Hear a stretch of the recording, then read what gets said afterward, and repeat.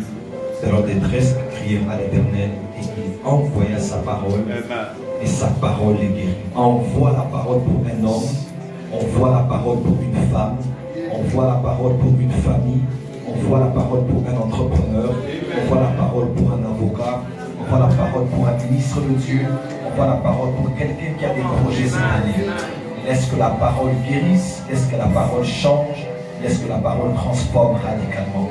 L'homme ne vivra pas seulement de pain, mais aussi de toute parole qui sort de la bouche de Dieu. Parle ce soir, nous sommes tes serviteurs et nous t'écoutons par le Saint-Esprit au nom de Jésus-Christ et nous disons Amen. Acclamons très fort le Seigneur.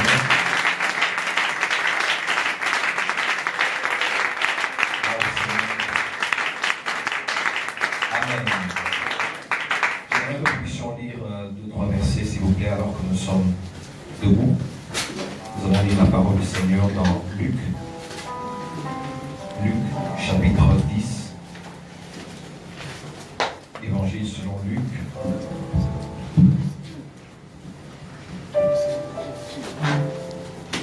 Bonsoir tout le monde.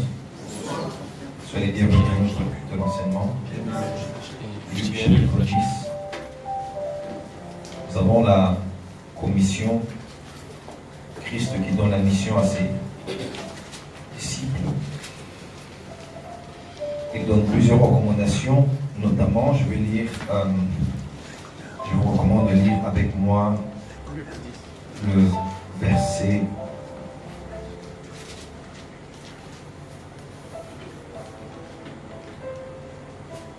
16. Luc 10, verset 16. Est-ce qu'on peut lire ensemble? 1, 2, 3, commande. Celui qui vous écoute, m'écoute, et celui qui vous rejette, me rejette. Et celui qui me rejette, rejette celui qui m'a envoyé. Amen. Amen. Lisez avec moi 2 Samuel. Deuxième livre de Samuel, on fait un voyage dans l'Ancien Testament. Chapitre 4, à partir du verset 1er. 2 Samuel 4, à partir du verset 1er, il est écrit. Est-ce que vous êtes là? On peut lire ensemble. 1, 2, 3, commande. Lorsque le fils de Saül apprit qu'Abner était mort à Hébron, ses mains restèrent sans force, et tout Israël fut dans les dépenses.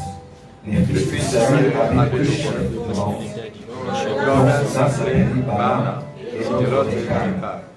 Ils étaient fils de Rimon, de Béroc, le fils de Benjamin, car le Béroc était regardé comme faisant partie de Benjamin. Et les Bérotiens s'étaient enfouis en Isaïe, où ils ont habité jusqu'à ces jours. Jonathan, fils de Saül, avait un fils perdu de pied, et âgé de 5 ans, lorsqu'il arriva de Gisèle, la nouvelle de la mort de Saül et de Jonathan, sa nourrice le prit et s'enfuit. Comme elle précipita sa fuite, il tomba et resta boiteux. Son nom était Méphibosheth. Amen. On va acclamer très fort pour la parole du Seigneur. Seigneur, dans la présence de Dieu. Gloire au Seigneur. Amen. Alors nous parlons sur la valeur du temps. La valeur du temps. Nous avons dit ici, nous sommes à l'année 2018.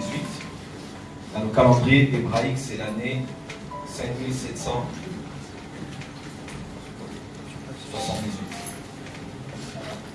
Là, c'est hébreu. Le mois de septembre, à Rosh Hashanah, les Juifs ont fêté 5778 ans depuis la création du monde. Amen. Et nous sommes en 2018 selon notre calendrier gréco-romain.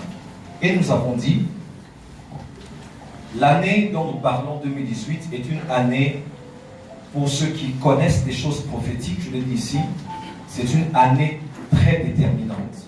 Déjà de par le fait que nous qui croyons que Dieu parle, nous croyons que Dieu parle par les chiffres, par la numérologie. Le chiffre 8 est le chiffre du nouveau départ. 1, 2, 3, 4, 5, 6, 7. 7 jours de la semaine. Le 8e jour, c'est le premier jour d'une nouvelle semaine. Parce que c'est le chiffre du nouveau départ. Amen. Amen. Que ce soit pour les Juifs ou bien pour l'Église, qui faisons partie des nations, nous croyons que que cette année est une année de nouveau départ, c'est-à-dire c'est une année stratégique. 3 sur 4 des athlètes qui ont raté le départ lorsqu'on a tiré ont eu très difficile à pouvoir se récupérer avec le temps lorsqu'ils étaient en pleine course. Ils ont tous échoué lamentablement. Parce que c'est vrai que la fin d'une chose vaut mieux que son commencement, mais en général la fin dépend aussi du commencement. Amen. Parce que la stabilité de toute une structure est déterminée aussi par ce qu'on a fait au commencement, c'est-à-dire lors de la fondation.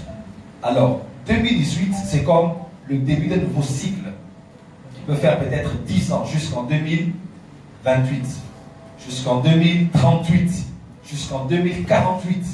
Ceux qui vont rater le départ vont rater 2019, vont rater 2020. Voilà pourquoi cette année est très déterminante.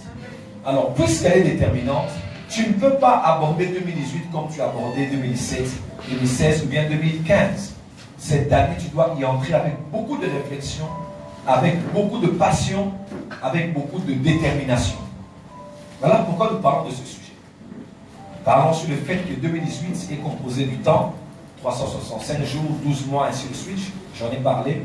Nous avons dit qu'il est important d'avoir une vision de ce que l'année doit être et de voir comment maximiser le temps que Dieu te donne tous les jours, à chaque instant que compose cette année 2018. Je l'ai dit, un homme m'a dit, si tu veux connaître la valeur d'une année, demande à un étudiant qui a raté une année académique. Il va te montrer combien il avait envie d'étudier, mais il est resté au home, il n'a pas pu finir l'année. Quelqu'un d'autre te dira, j'avais commencé, mais à cause du manque de moyens financiers, je n'ai pas pu aller jusqu'au bout. Et j'ai dû reprendre encore l'année. Une année académique est très dure. Amen. Si tu veux connaître la valeur d'un mois, demande à une femme qui a fait une fausse couche, ou bien à une femme enceinte. Elle va te montrer, à part le fait de compter par semaine, on commence à compter par mois. Il y a 6 mois, 7 mois, 8 mois, 9 mois. Si tu veux connaître la valeur d'une semaine, demande à un éditeur de journal hebdomadaire. Il va te faire comprendre que le fait qu'il ait raté de publier le journal l'a empêché de distribuer et de récolter beaucoup d'argent avec, à cause de ça. Si tu veux connaître la valeur d'un jour, demande à quelqu'un qui est né un 29 février. Il t'amène bien. Il va te dire que moi j'attends des années pour fêter mon anniversaire. Voyez-vous? Donc vous allez fêter jusqu'au 28, quelqu'un est le 28, mais celui qui est le 29, maman l'avait eu le 29, c'est toujours compliqué pour eux parce qu'ils doivent attendre longtemps. Donc pour toi, un jour ne vaut rien. Mais il va te dire, en un jour, je peux avoir eu un bonheur que je n'ai pas eu pendant des années. Si tu veux connaître la valeur d'une heure, demande à des amoureux. Ils vont te faire comprendre qu'une heure vaut plus. Des fois, c'est 3 heures. On avait l'impression que ce n'était que 15 minutes. Est-ce qu'il y a des amoureux ici? À moi, est-ce qu'il y a trop de blessés de guerre ici? Est-ce qu'il y a des amoureux, des amoureuses? Amen. Ok, excusez-moi. Si vous voulez, voilà, il y a un amoureux qui m'a dit Amen ici. Bon, je refuse de donner d'autres commentaires à son sujet.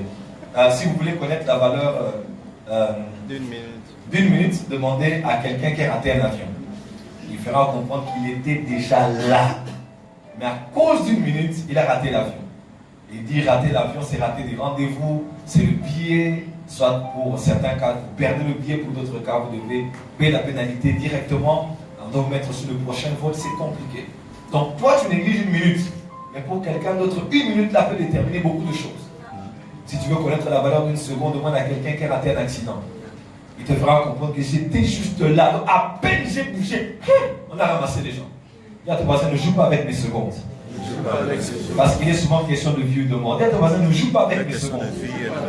Parce qu'il est souvent question de vie ou de mort. Si tu veux connaître la valeur d'une tierce de seconde, demande un médaillé d'argent aux Jeux Olympiques. Il va te faire comprendre que, mon cher, j'étais dans quelques tierces de seconde. La légende, comment il s'appelle encore? Ok. Il a été médaillé récemment, lors de la dernière. Il respecte votre temps, respecte votre vie. Et Je ne veux pas appliquer cette citation uniquement aux gens qui ne respectent pas votre temps, qui ne respectent pas votre vie. Mais si vous-même, vous ne respectez pas votre temps, vous ne respectez pas votre vie. Quelqu'un peut dire Amen. Amen. Si toi, tu ne respectes pas ton temps, ça veut dire que tu ne respectes pas ta vie. Donc ne respecte pas, si tu ne respectes pas ton temps, tu ne respectes pas ta vie. Donc ne joue pas avec ton temps. Si tu joues avec ton temps, tu joues avec ta vie. Et le monde qui t'entoure voit comment tu traites ta vie en regardant comment tu traites ton temps. Écoute-moi, le monde autour de toi te prendra au sérieux, pas par ta manière de gérer ta coiffure, pas par ta manière de gérer tes vêtements, mais par ta manière de gérer ton temps. Parce que le temps est ce dont la vie est faite. Et un homme qui est sérieux avec son temps, il est très difficile de voir des gens vouloir jouer avec son temps. Ils pensent 2 fois avant de solliciter leur temps, parce qu'ils savent qu'ils sont des gens très occupés, des gens très busy. Voilà pourquoi on demande souvent à ces gens-là ce qu'on appelle l'audience. Mais quelqu'un qu'on peut avoir à tout moment, en tout temps et à n'importe quelle circonstance, c'est quelqu'un déjà qui ne respecte pas son temps. Et si tu ne respectes pas ton temps, ne pense pas que c'est quelqu'un qui respectera plus que toi.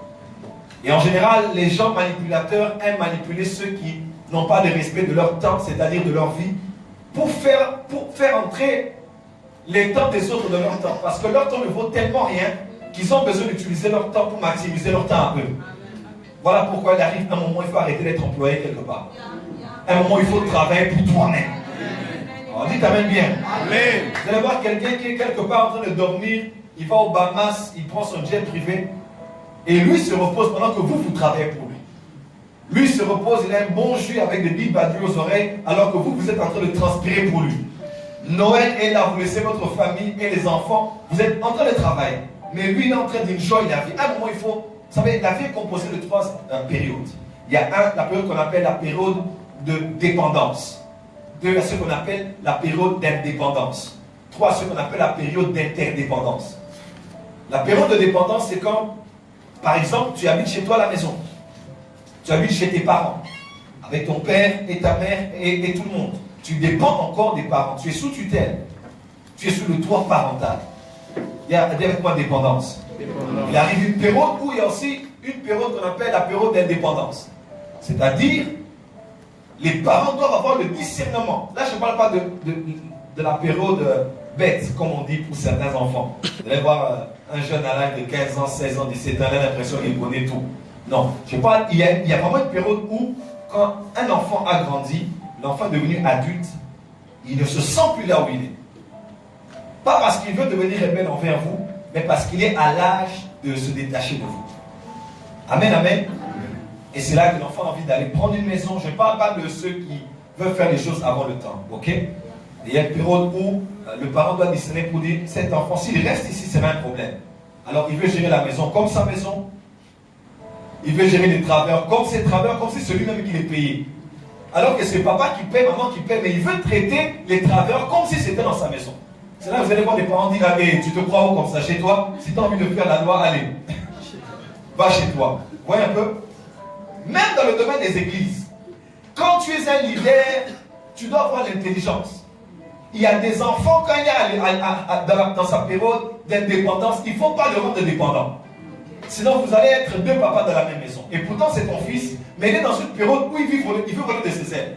En ce moment-là, laisse-le partir. C'est là que tu verras que pendant qu'il y a fête, ton fils vient à la maison avec sa femme. Ça fait du bien. Tu ne parles plus avec un enfant, mais tu parles avec un ami. C'est important de discerner les âges de la vie. Mais aussi ce qu'on appelle la période d'interdépendance. C'est quand l'homme, il quitte chez lui, là où il est sous autorité, là où il dépend. Il quitte la période où il est seul. Maintenant, il commence à vivre en société. Par exemple, il se marie. Il dépend de son épouse. Mais quand tu es seul, tu voyages quand tu veux. Hein? Mais quand l'épouse est là, tu dois réfléchir 1000 fois. Amen, amen. Parce qu'en général, on dit que c'est l'homme qui dirige, mais sincèrement, c'est la femme qui dirige. Et une femme dit Amen. Amen. Amen. Bon, les hommes ont une bonne occasion de dire Amen. Amen. Voilà, donc, mais c'est l'homme qui est le chef. Que les hommes disent Amen. Amen. Alléluia. Amen. Voilà, donc c'est vraiment très important de comprendre les temps et les saisons de la vie.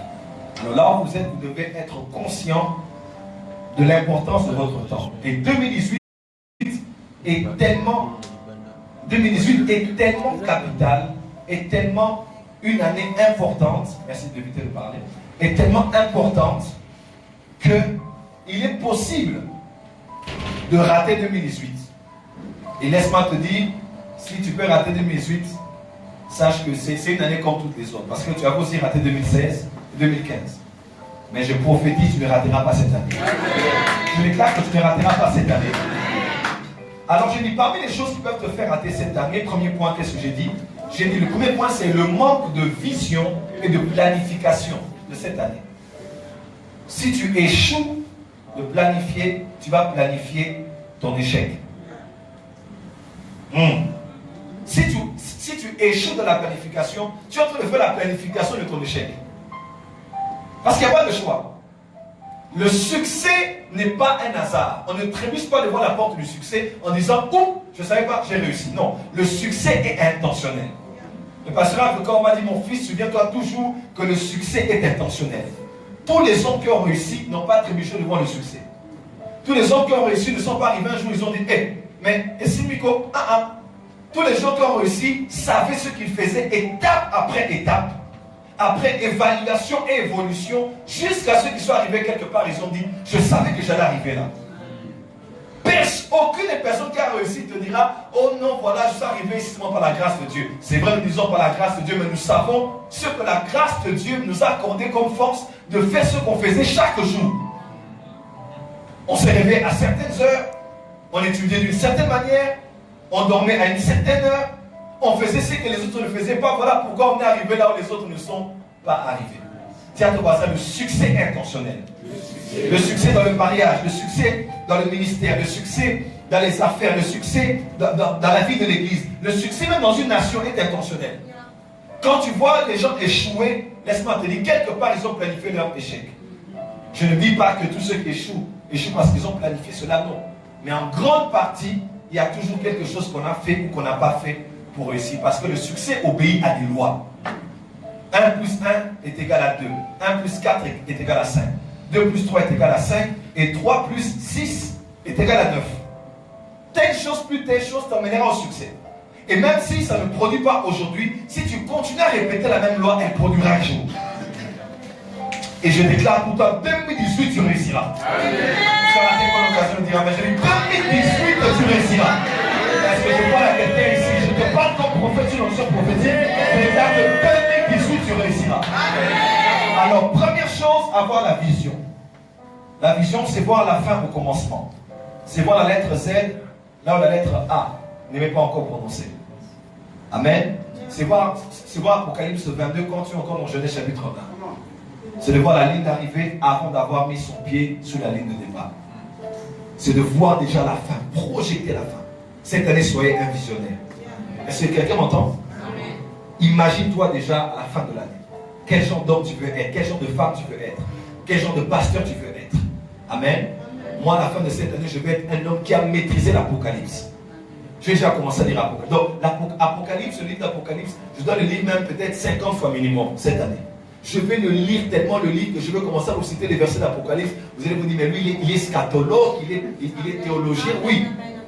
Parce que je veux devenir ce genre d'homme qui a une maîtrise très profonde sur l'Apocalypse. Vous savez, les gens me posent la question des fois, prophète, mais maintenant tu connais les Écritures, tu connais, écoutez-moi, c'est intentionnel. Quand Dieu m'a appelé au ministère prophétique, je me disais, je suis jeune. Ma génération des prophètes dans ce pays, des aînés, une bonne partie des prophètes connus, charismatiques, étaient morts. Bien, ils avaient chuté beaucoup de choses. Alors, qui disait prophète selon notre arrière-plan, bantou? Nous disons qu'on dit prophète, on dit quelqu'un qui voit. On dit quelqu'un qui révèle ce qui est caché. On dit quelqu'un qui dit ce qui est à venir. C'est quelqu'un qui voit le jour, qui peut aussi voir surtout la nuit. Amen. Alors j'ai dit, j'aimerais présenter une autre image du ministère prophétique. C'est intentionnel. Et j'ai dit, parce que je suis à ce niveau, je vais commencer à travailler à telle enseigne que toute personne qui va m'inviter, parce que j'ai le désavantage d'être jeune, et j'étais très mince comme une aiguille. J'étais mince, vraiment, moi j'étais mince, maigre. On dirait quelqu'un qui souffrait d'une maladie quelconque. J'étais vraiment mince. Et puis j'étais un peu plus jeune que ce que je suis. Alors, Dites avance prophète. Avance. Alors, je me suis dit, ah, bon, si on m'invite, on va déjà voir quelqu'un de jeune. Donc, déjà, l'apparence, parce que l'homme regarde à ce qu'il frappe aux yeux, l'apparence va pousser les gens à se dire, c'est un jeune garçon, il est zélé, hein, il y a 6 cas. Alors, je m'étais dit, puisque dans l'apparence, ils vont me gagner, il faut que j'ai quelque chose qui va me mettre à leur âge.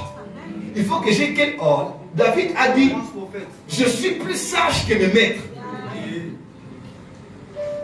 Plus intelligent que les vieux parce que ta parole est l'objet de ma méditation. Donc moi j'ai dit, je vais connaître la Bible et je vais devenir meilleur dans mon domaine. Et très tôt, j'ai commencé à prêcher dans beaucoup de conférences alors que j'étais beaucoup plus jeune. Et aujourd'hui, par la grâce de Dieu, on peut être 10 grands prédicateurs si on me met. Peut-être que je ne veux pas faire plus que tout le monde parce que ce n'est pas ça le but, mais je veux me distinguer parce que j'ai décidé de pouvoir être un prophète différent. Tout prophète était historien.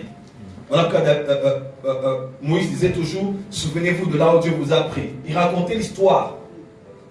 Nous allons raconter à la génération future ce que tu avais fait. J'ai dit, tout prophète est historien. Je dois connaître l'histoire. Pour connaître l'histoire, il faut connaître le passé. Le passé de mon pays, le passé de mon continent, le passé des nations. Il faut connaître parce qu'un prophète voit le futur, annonce le futur avec un aperçu du passé. Amen, amen. Et Dieu ne te révélera pas toujours le passé. Le passé est dans ta mémoire et tu dois remplir des choses dans ta mémoire. C'était intentionnel. Dans ce travail de 10 ans, de 15 ans, mais qui a fait qu'aujourd'hui, je peux avoir un débat avec un théologien, ça sera Dieu qui puisse me gagner. S'il veut me contredire dans les choses auxquelles je crois. Pourquoi? Parce qu'à part Shikababe, à part Ramanasate, à part aujourd'hui, je sens que le travail, et si on est habillé, vous habillez seulement mal, avec ce qui pousse les gens à s'habiller comme ça, ne caresse pas les peaux. Là, tu vas dans la structure, dans les os. Là, il y a le vrai problème pour changer les choses. Alors pourquoi l'église doit être une université? Ce livre n'est pas un livre pour les, excusez-moi, les stupides. Ce livre n'est pas un livre pour les abrutis. Ce livre peut te rendre savant, peut te rendre intelligent. Oh, tu n'as pas dit amen. Dis amen très fort. Je vous donne mon témoignage pour vous dire que j'ai visualisé ce que je voulais être. Et en fin 2018, je voulais être une meilleure version de moi-même. De gérer mes relations humaines en maximisant mes relations. Donc, je dois être un meilleur Joël Foy. Je n'ai pas envie d'être meilleur plus que. Je n'ai pas envie d'être meilleur parmi tous les pasteurs. Non, non, non, non. Ma course n'est pas avec les autres. Ma course, c'est avec moi-même. Tous les jours, je dois me regarder devant la glace et me dire, ah Joe, comment? Tu vas bien? Ouais. Je dis, bon, toi, demain quand je reviendrai ici, on parlera autrement. Et demain, je me dis, bon, tu sais que mon compte avant commence à gonfler. Tu vois? Ok. Dis amen bien. Dis à ton voisin, cette année, je deviens une nouvelle version de moi-même. Deuxième chose, je vous ai dit, l'une des choses qui peut te faire, la deuxième chose qui peut te faire rater cette année, c'est la peur de recommencer. 2017, 2016, 15 et le reste ont été des années très difficiles pour plusieurs personnes. Vous savez dans quelle société nous vivons? Nous sommes à Kinshasa où tout ne brille pas toujours pour tout le monde. La classe moyenne est moindre. Soit tu es pauvre, vraiment parce qu'il y a des pauvres, et dans l'église il y a des pauvres. Le bishop Bismarck a dit la pauvreté, c'est ce mode de vie qui part juste de la main à la bouche. Donc tout ce que tu as, c'est pour consommer. Tout ce que tu as, c'est pour payer les dettes. Là, tu es pour, you are broke. Il y a beaucoup de gens ici qui sont pauvres. Mais cette année, par la parole que tu vas entendre, par l'onction de cette maison, je te vois décoller et exploser au nom de Jésus. L'onction prophétique de ce ministère va te catapulter dans ta prochaine émotion. Si tu l'as dit, je reçois cela. Je reçois. Dieu disait quoi? Donc la société est tellement... Écoutez-moi, il y a assez d'argent dans ce pays pour que tout le monde soit riche. Amen. Mais seulement l'argent est mal réparti. Quelques personnes ont coincé cela et le reste sont en train de faire les matolos. Le matolisme, c'est une nouvelle philosophie congolaise accordant à plusieurs la capacité et les habilités de la matolité. Et la matolité, c'est cette... Dis t'amènes bien. Dis à ton voisin, c'est fini les matolos. Alors, tellement que les choses sont difficiles, on a tellement essayé des choses qui n'ont pas marché et on s'est dit, ça ne marchera plus. J'aimerais te dire, tu n'as jamais vu quelqu'un tomber d'une bicyclette et rester à terre. Il s'est dit, j'ai tellement honte. Vraiment, la chute était telle que, hein, vraiment là, je reste à terre. Donc là, vraiment, toi, quelqu'un qui tombe, il reste à terre, il s'est dit, on fait tellement honte. Tu as une jeune fille là que tu draguais qui passe par là. Donc tu fais comme, non. Tout celui qui tombe se relève. Il y a ton voisin, tout celui qui tombe se relève. Donc échouer, ce n'est donc pas tomber. Échouer, c'est refuser de se relever. Échouer, c'est accepter de rester à terre. Quelle que soit la façon dont 2017 s'est déroulé, je t'informe de la part de Adonai. Cette année, tu peux te relever et tu peux te démarquer. Je te vois en train de te démarquer au nom de Jésus. Alors, on a dit la peur de recommencer. Vous savez que la peur paralyse. Hein? Smith Wigglesworth disait, la peur paralyse. Tu as peur d'essayer. Tu as peur d'avancer. Cet homme qui n'avait pas fructifié son talent a dit, maître, j'avais peur. Il a commencé ainsi, il a dit, car j'avais peur. Donc quand les autres étaient allés travailler, étaient allés fructifier, l'autre travaillait, l'autre investissait, l'autre multipliait, lui il était là, il se posait des questions. Il dit, parce que je me disais que toi, tu es ceci. Donc dans sa tête, il y avait un combat. Dans sa tête, il y avait des raisonnements. Écoute-moi, dans la vie, il y a des moments où il ne faut pas trop raisonner. Dans la vie, souvent, il faut se jeter. Il faut oser. Il faut être opportuniste. Pendant que les autres sont allés bosser, lui raisonnait d'abord. Je vais d'abord raisonner sur le profit de ce maître. Il semble que lui, il mentionne là, il n'a pas s'aimé. Il est ceci, il est cela. Ah, tu penses trop. Tu réfléchis trop. Des fois, il faut l'action et la réflexion après. Voilà pourquoi moi, Dieu m'a créé sanguin. Parce que les sanguins sont des hommes d'action. Ils réfléchissent après. Quand quelqu'un veut mourir là-bas, allons prier pour lui. Lui ne se dit pas, il souffre de quoi? Ça, c'est les pasteurs. Un évangéliste ou un prophète ou un homme qui donne le miracle, il va se dire, on y va directement, tu vas les guérir. Ça, c'est les points caractéristiques, les points caractériels des hommes comme Pierre. Il fait d'abord avant et il réfléchit après. D'un côté, c'est aussi très bon. Alors, j'ai de la peur de recommencer peut te paralyser. Alors, cette année, je sais que tu veux décoller, mais tu te poses des questions. Ça va encore marcher. Les hommes, moi, c'est fini. Moi, je cherche mon argent. Et si je me fâche, je me fais un enfant. Et je vis avec lui. Je ne sais pas d'où est-ce que vient cette c'est vrai, hein? Toi aussi? Non, c'est devenu très courant, n'est-ce pas? Vous allez voir des gens qui vont vous dire, moi, pourquoi? Parce qu'elle ne veut plus de responsabilités. D'autres même préfèrent des relations à distance parce que ça ne l'engage pas trop. Je te texte, tu me textes, on se parle et à la limite, on se fait des choses. Mais une relation en face comme ça, je suis dans la même maison avec toi. Tu me dis ce que je dois faire. Je ne veux pas de ça. Pourquoi? Parce que quelque part, les gens ont beaucoup échoué. Les gens ont tellement été brisés qu'ils se disent, ça ne marchera pas. Dans ta carrière, ça ne marchera pas. Je te propose l'exemple d'un homme qui s'appelait Abraham Lincoln, le 16e président des États-Unis. C'est l'un des rares hommes d'État aux États-Unis dont on a fait un monument. Il y a le Lincoln. Lincoln quoi? Voilà. Il y a un monument qu'on a fait pour lui. Il y a tout un mall avec sa statue à Washington, D.C. On dit d'Abraham Lincoln, en 1816, on dit les Lincoln, dans la famille, ont été chassés de leur maison. Abraham a dû travailler pour subvenir aux besoins de sa famille. En 1818, sa mère est morte. En 1831, il a fait la première faillite. En 1832, il s'est présenté aux élections législatives, mais il a été battu. En 1832, il a perdu son emploi. Il a voulu faire son droit, mais on a refusé son concours.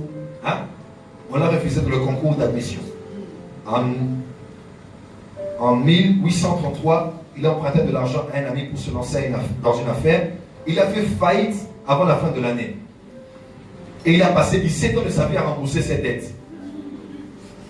En 1834, il s'est présenté à de nouveaux élections législatives. Il a été élu. Législatives, excusez-moi, il a été élu.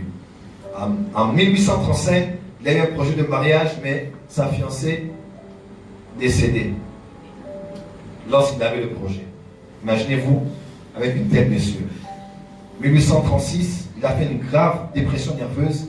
Il est resté 6 mois au lit. 6 mois. Donc de janvier adjoint au lit.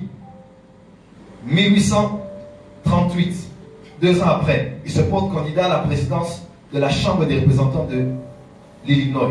Il a été battu. En 1846, il s'est présenté encore au Congrès. Il a été élu et il s'est rendu à Washington où il a fait un bon travail. 2 ans après, il a sollicité un deuxième mandat au Congrès. Il n'a pas été réélu. En 1849, il a postulé pour être agent de terre de son état natal et n'a pas obtenu. En 1854, il s'est présenté au Sénat des États-Unis. Il a été battu. En 1856, il pose sa candidature pour la vice-présidence lors de la Convention nationale du parti. Il obtient moins de 100 votes. Il obtient moins de 100 votes. En 1858, il se présente encore au Sénat et il a été battu.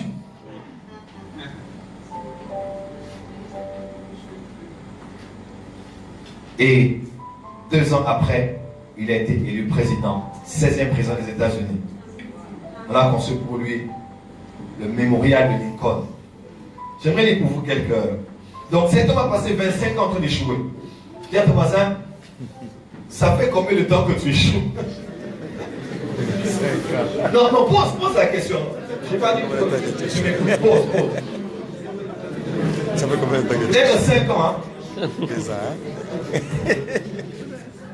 Je vous propose quelques citations de Lincoln. Il a dit, ce que je veux savoir avant tout, ce n'est pas si vous avez échoué, mais si vous avez su accepter votre échec.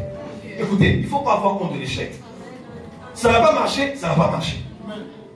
Mes fiancés n'ont pas marché, elles n'ont pas marché. Ok. Tel domaine n'a pas marché, ça n'a pas marché. Parce que ça ne marche pas à tous les coups. Même Dieu aussi voulait que ça marche dans Genèse chapitre 1. Et dans Genèse chapitre 3, son plan était abîmé. Mais il avait un plan B. Il y a commencé un plan B.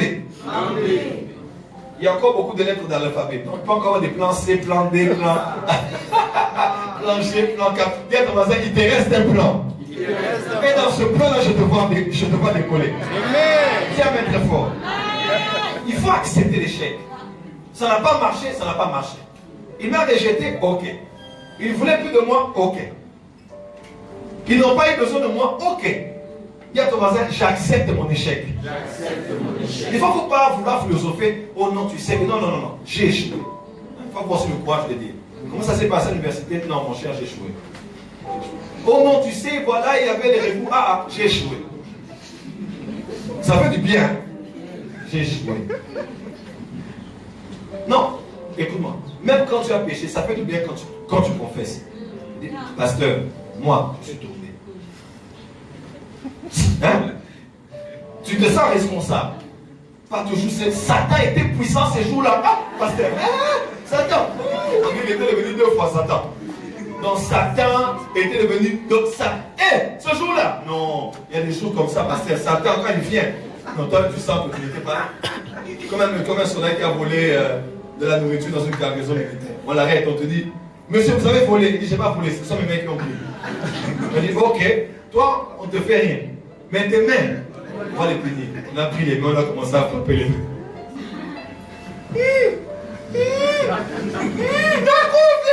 On a dit, mais on t'a pas frappé, on a frappé. Amen. Dis à ton voisin, j'accepte mon échec. J'accepte mon Plus échec. fort. Ça fait du bien. Donc dis à ton voisin encore, j'accepte mon échec. Non, ici, mettez. Hein? Ici, donc, vous faites ça. Mamikon a dit quelque chose que j'aime beaucoup. Il a dit, il se peut que de bonnes choses arrivent à ceux qui attendent, mais il s'agit de celles que les plus rapides ont laissées derrière eux. Il dit, soyez les premiers à atteindre les bonnes opportunités. Soyez toujours actifs et toujours votre objectif devant vos yeux. Lincoln a dit, gardez toujours à l'esprit que votre propre décision de réussir est plus importante que n'importe quoi. Donc, dites amen bien. Il a dit, ayez une soif de réussite. La réussite doit être la priorité de votre vie. Dis à toi, ça, je vais réussir. Oh, est-ce que quelqu'un a la rage aujourd'hui? Quand tu n'avances pas parce que tu n'as pas la rage. Dans la vie, il faut avoir la rage de réussir. Dis amen bien. J'ai la rage. Mon fils, tu ne dis rien? Dis avec moi, j'ai la rage. Un avion ne décolle pas tant qu'il n'a pas la rage. L'avion qui fait d'abord les n'ira nulle part. Demandez à Joseph qui est là ou bien à Kessie, ceux qui travaillent dans l'aviation. Quand l'avion fait décoller,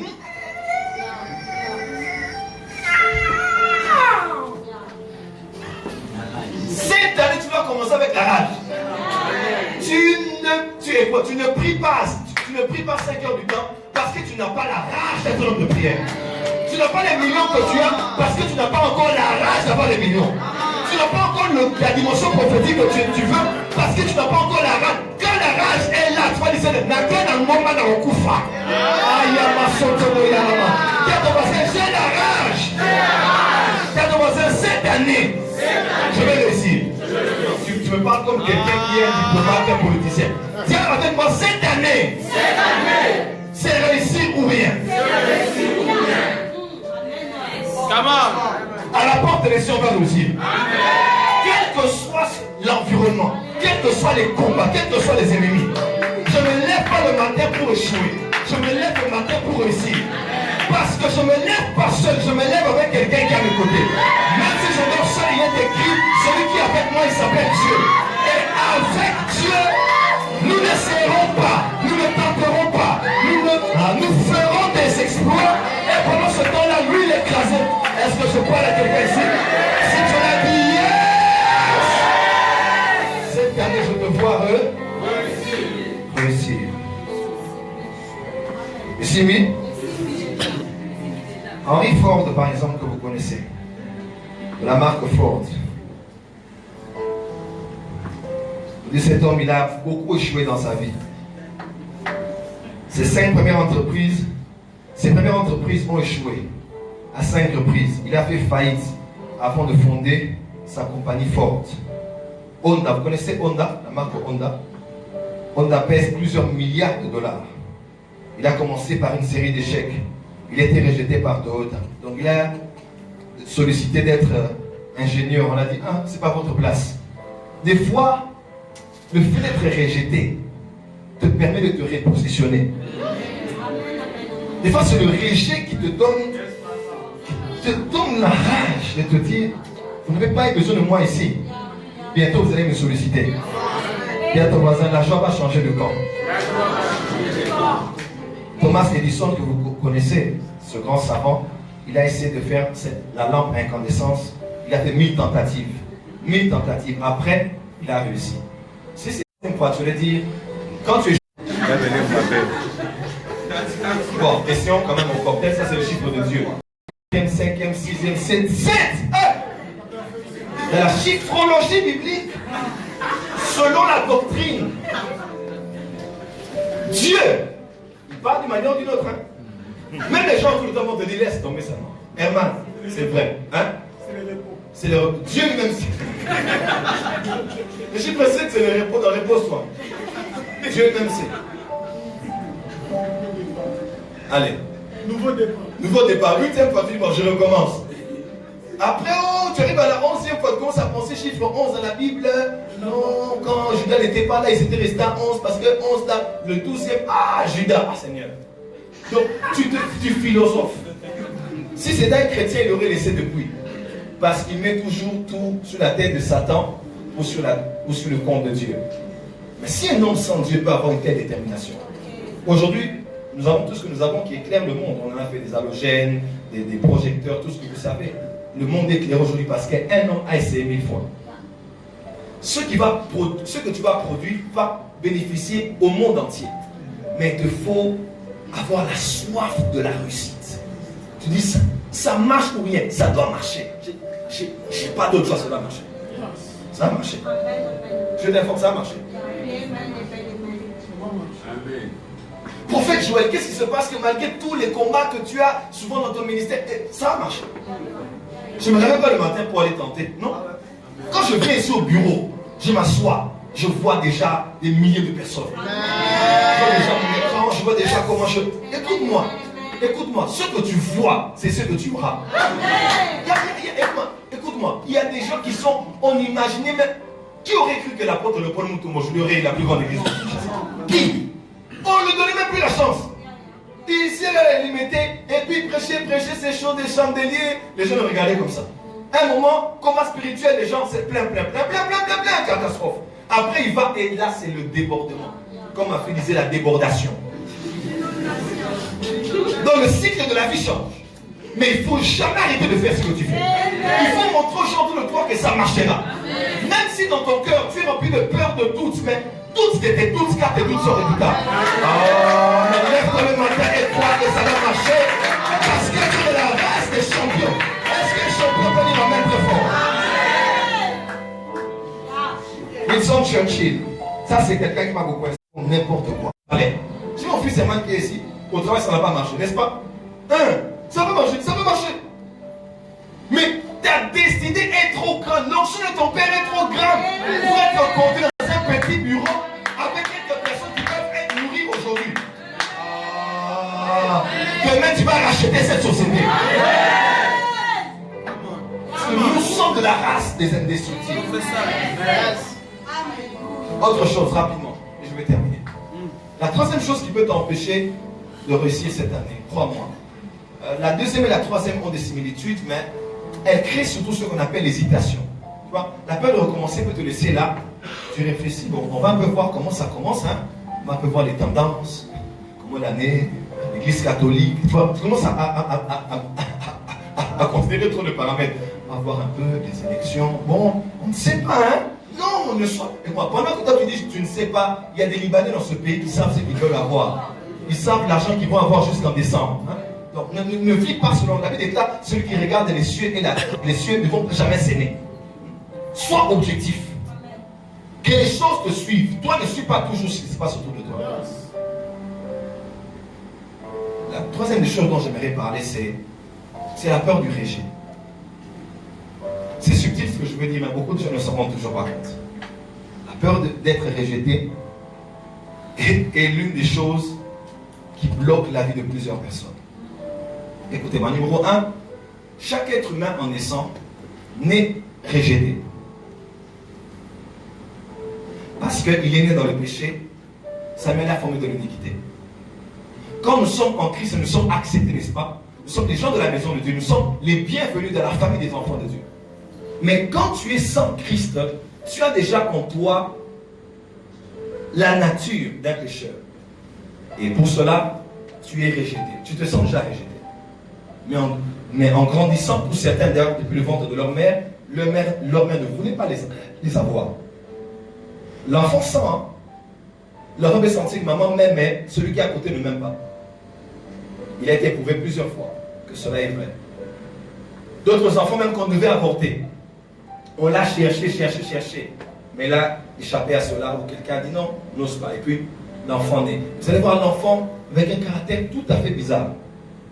Mais vous ne savez pas que l'enfant savait que ce jour-là, on voulait qu'il parte. Mais c'est un enfant survivant. Dans la vie, lorsqu'on grandit, il arrive toujours dans chaque famille où il y a toujours une ou deux personnes qui sont un peu isolées. Hein. Ça arrive en général dans les maisons. Parce qu'il est trop timide, alors chaque fois qu'il y a quelque chose de mal qui se passe, on met ça sur son compte. L'autre qui bégaye, comme moi j'étais. Et en ne sachant pas, par exemple, moi j'avais ma grande soeur, Anifa, celle qui vient avant moi. Anifa était la fille chouchou de la famille. Donc elle était le centre du monde de la famille. Ça c'est quelque chose que je vais m'expliquer plus tard. Alors quand moi je suis venu, bon, j'avais une certaine dose de mignocité qui faisait en sorte que depuis l'Allemagne, donc tout le monde me regarde. On me confondait à une jeune fille. Donc tu n'es plus beau, tu es devenu joli. Donc la jolibilité était quand même assez remarquable. Alors en grandissant, tu vois, c'est tout à fait normal. Toi tu es déjà yaya, et lui il est petit. Ça arrive, non? Alors on commence aussi à regarder à l'autre. Quand vous avez une petite dispute, on se dit non, c'est toi la grande sœur, tu dois accepter, hein? On essaie de couvrir le petit. Alors ma grande sœur a commencé à nourrir un sentiment de rejet. Au point où la seule personne qui disait à la maison qu'elle voulait mourir, c'était ma sœur. Je vais mourir! Je vais mourir dans cette maison! Mais qu'est-ce qu'on n'a pas vu dans cette maison? Je vais mourir! Ah!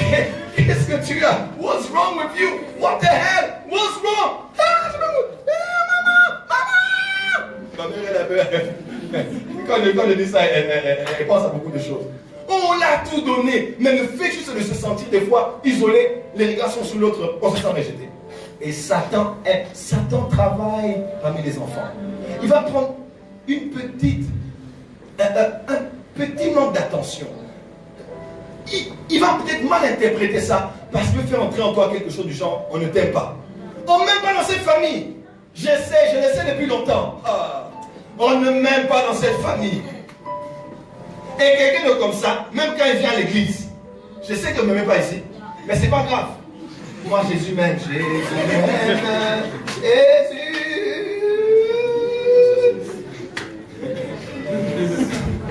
Ah, Dieu t'amène bien. Est-ce que c'est vrai ce que je dis? Et quelqu'un de comme ça, il se sent rejeté. Déjà, quand il est petit à la maison, il se sent rejeté. Quand on veut que quelqu'un fasse quelque chose, on va appeler. Quand il dit non, on dit non, pas toi. Ils sont rejetés. Même en classe. Moi c'est monsieur président. Moi c'est toi, monsieur professeur. Qu'est-ce qu'on disait encore à l'école? Non, monsieur. Oh, je voulais répondre non. 1, 2, 3, 4, 5 fois. Et tu as l'impression qu'on te regarde pas le regard que les autres.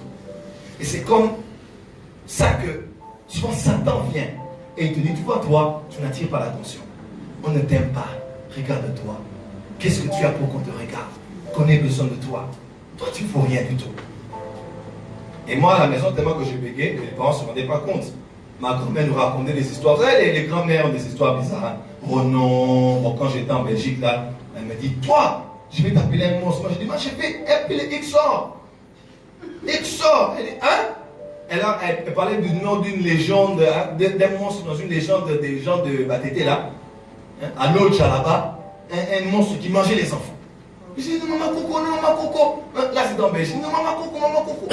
Et maman coco me disait, toi, tu n'es pas l'enfant de ton père et de ta mère. Regarde-toi. Tu ressembles au caisse. Regarde-toi. Toi, tu es l'enfant de maman Chila Ngondo. Écoute-moi le nom. Mon père, c'est René Tapoulou Makabolé. Ma mère, Béatrice Ekarani, on me dit, toi, tu es ton papa, c'est... J'ai oublié le nom. Tu ne sais plus, hein?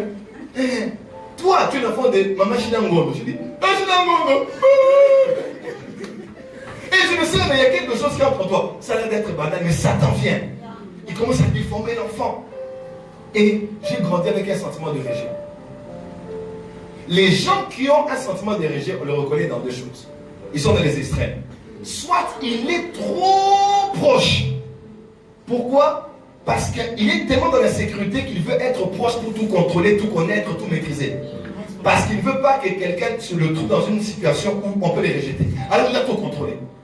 Parce que quand tu es dans une relation avec quelqu'un de comme ça, hein, donne-moi ton téléphone, donne-moi ton téléphone. Monte. C'est qui? Pourquoi tu l'as regardé comme ça? Je savais. Hier la nuit j'avais rêvé maman. Ouais. Quand quelqu'un a l'esprit de rejet, il est des fois trop présent, trop encombrant. C'est pas ce que je dis?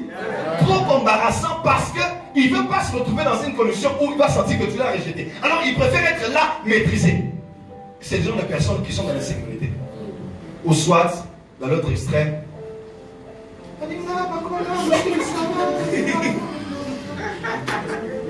moi c'est la consécration. C'est la sanctification. Les gens, ils ont des concepts à eux-mêmes. Hein. C'est la sanctification, c'est la consécration. Moi, je ne sais pas avec toi. Je cherche Dieu. Je cherche la présence de Dieu. Le Dieu. Les hommes, non. Nous sommes des êtres humains. Mais Jésus. Tout pour la gloire de Jésus. Les hommes peuvent te laisser croire. Maudit, ils connaissent des versets. Maudit soit l'homme se confie en l'homme. Mais il reçoit celui. Il est comme un arbre planté par la gloire de Dieu.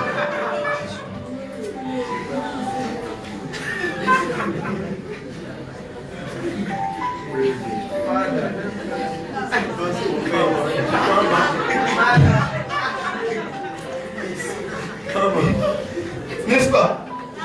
Hyper concentration. C'est le genre de personnes qui ont tellement peur d'être rejetées, qui n'aiment pas se retrouver au milieu des gens, de peur qu'on les aime. Et qu'on les aime tellement. Il y a des gens qui ont peur de l'amour. Hein. Ils ont peur de l'amour comme des revolvers. Donc quand on l'aime, ils n'aiment pas ça.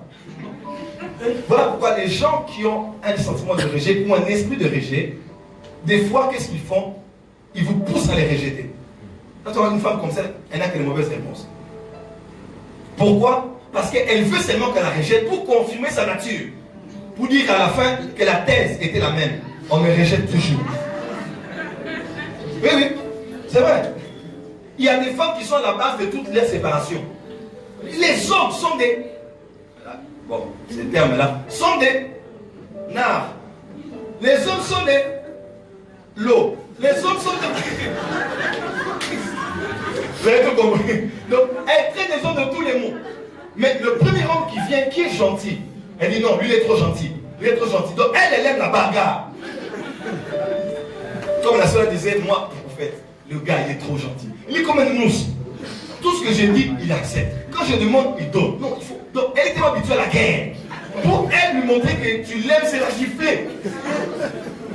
Pour lui montrer que tu l'aimes, c'est être un peu la brutaliser un jour. Elle s'est dit, mais tu laisses toi, viens moi. Elle dit, il met un bolimonné à moi là. Le soir, elle dit, il fait mon walibal. Elle dit, je pense, prophète. Bon, je vais terminer mon message. Ah non, je vais terminer. Il est temps. Donc, hein, l'esprit des rejet. Et l'esprit des rejet est l'un des esprits qui attaquent beaucoup les prophètes. Oui, oui. Jésus a dit, celui qui vous écoute, m'écoute. Celui qui vous rejette, me rejette. Donc, Jésus a prévu déjà un quota de rejet que tu devras connaître quand il va t'envoyer. Vois un peu. Et surtout, souvent ce qui arrive aux prophètes, c'est souvent, il y a quelques prophètes qui provoquent les gens pour qu'on les rejette, afin de se convaincre qu'ils sont vraiment prophètes. Donc, ils disent des choses pour choquer les gens, afin qu'on les rejette à la fin. C'est pas forcément ce que Dieu t'a dit. Et quand tu rejettes, tu dis, on les rejette pour la vérité. Moi, je parle de la vérité. Non, non, non, c'est pas la vérité. Tu aimes seulement qu'on te rejette pour attester. C'est l'esprit de rejet que tu as. Amen. Come on. Oh, c'est la vérité ce que je dis. Avance, prophète. Dieu te dit que cette femme marche dans l'adultère. Maintenant, toi, Dieu t'a dit. Quand Dieu t'a dit, il t'a pas, il va dire. Parce que chaque révélation exige une intercession avant la transmission. La transmission, c'est quand Dieu te dit, va parler. Mais quand Dieu t'informe, c'est pas qu'il te dit d'aller parler. Il ne faut pas croire que toute révélation est pour la transmission. Mais toi, tu vas dire, oh, dans cette église, le courroux de Dieu, j'ai vu l'épée de l'ange. L'épée sur la parcelle de l'église descendait. Donc, l'épée. Et maintenant, tu vas dire, non, on aime notre prédicateur, lui n'est pas bien. Il a dit, oui, moi on ne m'aime pas parce que je prêche la vérité. Ou soit, Satan peut mettre l'esprit de rejet dans le cœur des gens pour qu'on ne t'aime pas. Les gens ne savent pas, mais ils ne te supportent pas. Ils ne t'aiment pas. Ils ne savent pas pourquoi, vraiment, au fond. Ils n'ont pas de raisons fondées pour ne pas t'aimer, mais Satan a mis l'esprit de rejet. C'est l'esprit de rejet qui te combat, mais qui est sur l'autre poutre qu'on te rejette. Voilà pourquoi je t'amène ici Mephibosheth. Mephibosheth, on dit qu'il était celui-là qui mangeait à la table de David, n'est-ce pas? Mais on dit qu'il était perdu des pieds. Pourquoi? Parce que quand il était petit, une femme l'avait porté, celle qui lui donnait du lait. Quand il y a eu des problèmes, et ça a eu le problème, elle a laissé tomber Mephibosheth. Il est tellement tombé, la chute était tellement dure que la chute l'a laissé avec quelque chose sur le corps qui a fait en sorte que même quand il était avec David, il n'a plus jamais été le même. Tout le monde voyait qu'il rampait, mais aucun ne savait que c'était une affaire de passé. On l'avait rejeté et ça l'a déformé. Combien de gens aujourd'hui vivent avec Jésus, le rejetant de la postérité de David? Ils sont sauvés, mais endommagés. Ils sont sauvés, mais déformés. Voilà pourquoi dans l'église, on doit avoir l'amour dans l'église. Tu sais, il y a des gens vraiment, tu as envie vraiment de la plaie, de la gifler après ce que tu as entendu. Mais après, tu te dis non, j'ai eu un passé. Il y a aussi un passé. Il y a des gens qui n'étaient pas comme ça au début, qui étaient des gens bien, des gens gentils, mais les gens ont abusé de leur gentillesse. Les gens ont abusé, alors là où ils avaient que des ongles, ils ont poussé des griffes. Quand tu blagues, ah! Des gens qui avaient des dents, maintenant, ils ont des crocs. Tu joues un peu, ah! Et tu vas te dire, elle est mauvaise, dans la chorale, la sœur là, elle est mauvaise. mal, mais tu ne sais pas qu'est-ce qu'elle a enduré durant son parcours pour devenir ce qu'elle est devenue.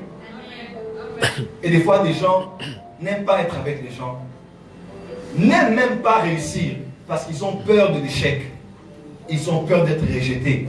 Ils ont peur de ne plus faire partie de ceux qui réussissent. Alors ils préfèrent s'abstenir parce qu'ils ont peur d'être rejetés. Mais Jésus t'aime. Je vais continuer le mardi prochain, n'est-ce pas? Je peux m'arrêter ici. Amen. Jésus nous aime et il est capable de te relever là où tu as été rejeté. Cette année, n'aie pas peur d'être rejeté par les hommes. Dieu t'a déjà accepté. L'amour de Dieu est déjà grand envers toi pour te pousser à croire que son amour est suffisant. Et son amour est tellement fort que Dieu peut mettre cet amour dans le cœur de certaines personnes qui vont croire en toi, qui vont te tenir la main et cette année, qui vont t'accompagner dans ta destinée. Que Dieu bénisse sa parole. Que Dieu bénisse sa parole. Que Dieu bénisse sa parole. Lève les mains, nous allons prier le Seigneur. Est-ce qu'on peut tous se lever dans la présence de Dieu? Alléluia. Oh, oh, oh, oh, oh, oh, oh.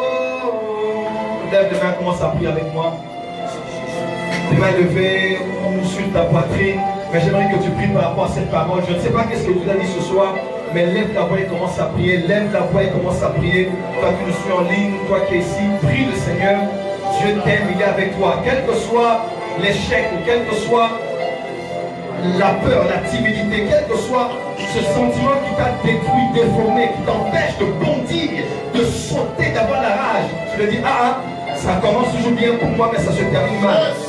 Ça peut bien se terminer cette année, parce que Dieu est bon pour toi. Et sa miséricorde dure à toujours. Oh, la chabla mandeka sauté. La kala mama sauté, le mouchala mama sauté. Oh Dieu, prie avec moi 60 secondes, prie encore, prie encore, prie encore, prie encore. Dieu fait un travail ce soir, Dieu fait un travail ce soir. Dieu fait un travail ce soir. Dieu fait un travail ce soir. Dieu fait un travail ce soir. Dieu fait un travail ce soir. Dieu fait un travail ce soir.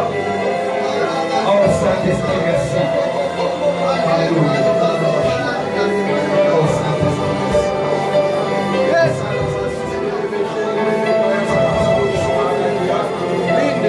In the name of Jesus. Mets les deux mains sur la poitrine. Tu décrètes et déclares la consolation dans ton cœur.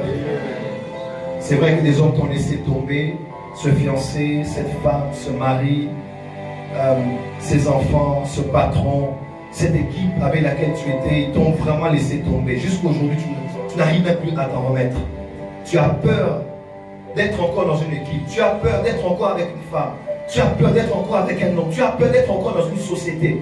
Parce que tu as peur d'être rejeté. Ça fait mal d'être rejeté. Mais Dieu t'a accepté. Ce soir, Dieu te témoigne son amour. Il te dit, ma fille, je t'aime. Mon fils, je t'aime. Moi, je t'ai accepté. Tu as une grande famille. Des hommes et des femmes qui t'aiment potentiellement, qui t'aiment. Et cette année, je vais manifester mon amour envers toi par l'amour que je mettrai dans le cœur de plusieurs personnes que j'ai envers toi. Ils vont t'aimer, ils vont croire en toi malgré ton passé, tes défauts, tes maladresses, tes faiblesses. Ils vont te tenir la main et ils vont t'accompagner là où je t'attends. Et cette année, tu réussiras. Ainsi par l'Éternel. Que cette parole s'attache à toi, à tes pensées et à ton cœur. Que tu sois guéri. Car il a dit, il a été loin pour guérir ceux qui ont les cœurs brisés. Que ton cœur brisé soit guéri ce soir au nom de Jésus. Amen. Merci. Alors, c'est ma présentation. Laissez-vous dans la présence de Dieu. On va avec plus fort que ça.